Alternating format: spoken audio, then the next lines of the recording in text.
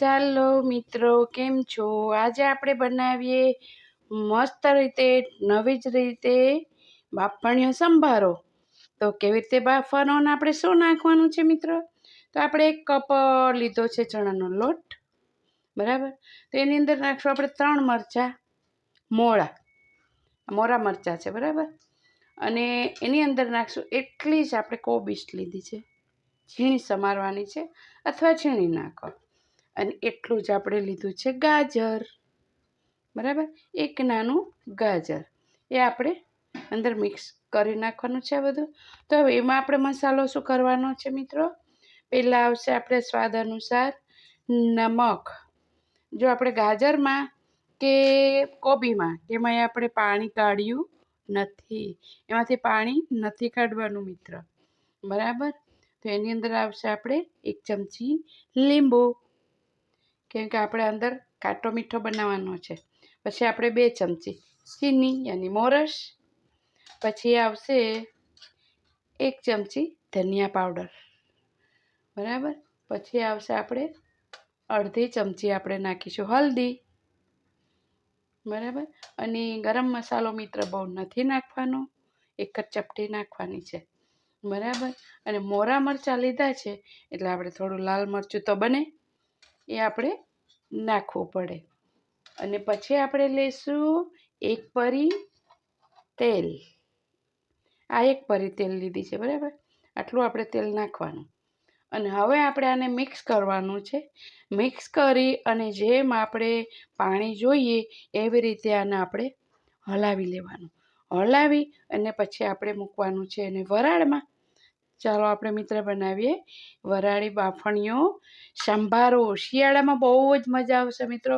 એ બાને એટલું આપણું શાકભાજી બાળકોને અને આપણે બધાને પેટમાં જાય અને તબિયત માટે બહુ સારું. અને શિયાળામાં તો તમને અવનવી આઈટમો મળી જ રહેશે મિત્રો. તો ચાલો આપણે બનાવીએ સંભારો.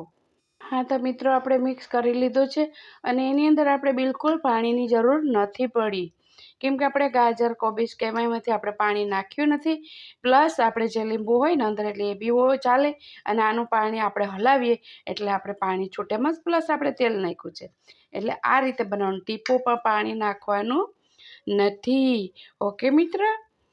હવે છે ને મિત્રો, આ ડીશની અંદર આપણે આવી રીતે તેલ લગાવી લેવાનું, જેથી કરીને આપણે આ બફાઈ જાય ને અને પાછું કાઢો તો આની અંદર ચોટે નહીં. નકર ચોટી જાય ને તો વેસ્ટ જાય આપણી આઈટમ અને સારું પણ ન લાગે ને બરી પણ જાય. હવે એને આ રીતે આપણે પાથરી દેવાનું, જો આ રીતે, બરાબર. મસ્ત રીતે આમ આપણે પાથરવાનો. જો હું તમને મસ્ત બતાવું, આ રીતે આમ પાથરી દેવાનું. એટલો મસ્ત બને, આમ ખાવાની એવી મજા આવે આપણને.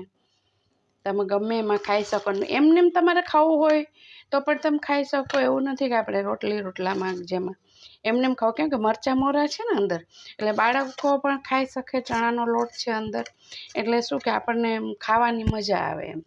જો આ રીતે આપણે બાફવા મૂકી દેવાનું અને ઉપર આપણે ઢાંકી દેવાનું, ઓકે મિત્રો. આપણે જો બાફણીઓ સંભારો જે આપણે કહીએ ને ગાજરનો અને કોબીનો મસ્ત પાકી ગયો. તો આપણને કેમ ખબર પડે કે પાકી ગયો? તો આપણે એમને એમ ગચ્છા મૂકેલા, તો જો આમ કરો ને એક એક છૂટું પડવા માંડે, પ્લસ કલર અલગ થઈ જાય અને આખો સંભારો આપણો બની ગયો, બરાબર મિત્રો. હાથ બિલકુલ નહીં બગડે, કમ્પ્લીટ ક્લીન. હાથ બગડ્યા વગર આઈટમ બને. એટલે જો આપણો બફાઈ ગયો અને આને ઠંડુ પડવા દેવાનું અને પછી આપણે એની ઉપર તેલનો વઘાર કરીશું. તપેલીમાં વઘારવાનું નથી, ઓકે મિત્ર. હવે મિત્ર, આપણે જો કેટલું સરસ છૂટો આપણો સંભારો તો બની ગયો, બિલકુલ હાથ બગડ્યા વગર થઈ ગયો ને મસ્ત. જો આ રીતે આપણે બનાવવાનો, પણ તપેલીમાં નથી વઘારવાનો. એ હવે હું તમને બતાવું. આપણે થોડી રાઈ નાખવાની છે, બહુ નથી નાખવાની.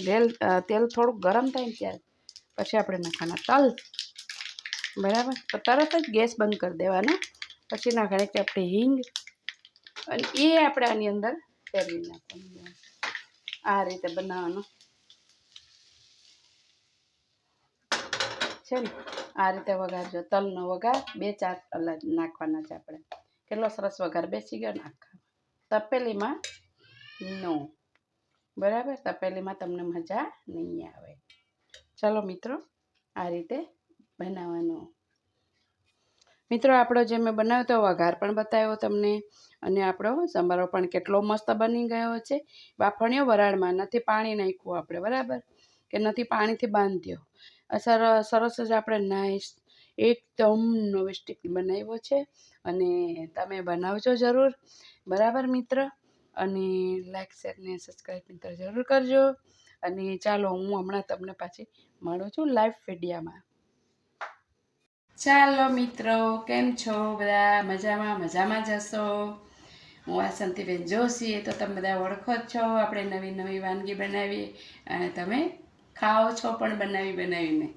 તો આજે આપણે એક વરાળિયો લીધો છે, આપણે સંભારો. તો એ આપણે કેવી રીતે બનાવ્યો એ મેં તમને બતાવ્યો છે. હાથ બિલકુલ નથી બગડતા, એ પણ તમે જોયું છે મિત્રો. તો જો આપણે એમને પણ ખાઈ શકાય.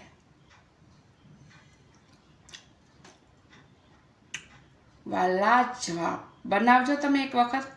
એમને ખવાય ભાખરી સાથે, પૂરી સાથે, રોટલી સાથે પણ બહુ મસ્ત બને મિત્રો. શિયાળો છે ને એટલે તમને આ બધી આઈટમો મળતી રહેશે. તમને ગમ્યું કે નહીં મને કહેજો. આવો નવી આઈટમો તમને હું શિયાળાની પણ બનાવીને મોકલતી રહીશ. ઓકે મિત્રો, એટલે તમે વિડીયાને જોજો અને ઘરે પણ બનાવજો. લાઈક શેર મિત્ર સબસ્ક્રાઈબ જરૂર કરજો. કોમેન્ટ જરૂર કરજો કયા કામથી તમે બોલો છો એ પણ મને કહેજો. ઓકે મિત્રો, આપણે લાઈવ થવું હશે તો આપણે લાઈવ પણ થશું. સર્વ મિત્રને મારા જય શ્રી કૃષ્ણ.